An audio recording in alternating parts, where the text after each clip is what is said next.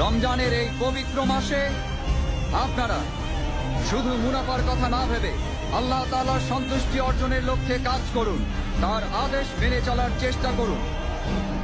বিশেষ করে রমজানে সবাই 5 ওয়াক্ত ফরজ নামাজ সব সময় জামাতে আদায় করবেন।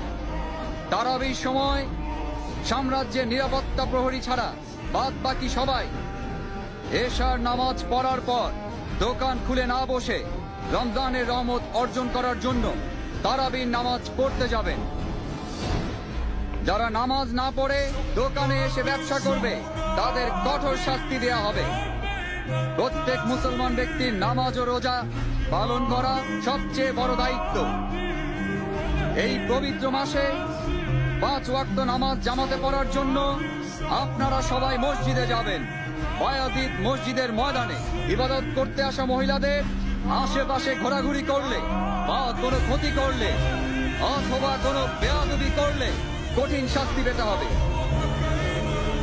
মুসলিম এবং অমুসলিম কেউই দিনের বেলা জনসম্মুখে কোন রকম খাদ্য গ্রহণ করবেন না, পানি পান করবেন না। রাতের বেলা বিনা প্রয়োজনে ঘোরাঘুরি করা একেবারে নিষেধ। নিজের আশেপাশের পরিবেশ পরিচ্ছন্ন রাখার পাশাপাশি নিজেরাও পরিষ্কার পরিচ্ছন্ন থাকবেন।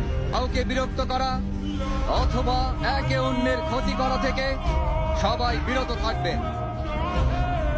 যদি কেউ মহান আল্লাহ তাআলার আদেশ বিরোধী কাজ করেন বাঞ্ছিত শাস্তি দেয়া হবে।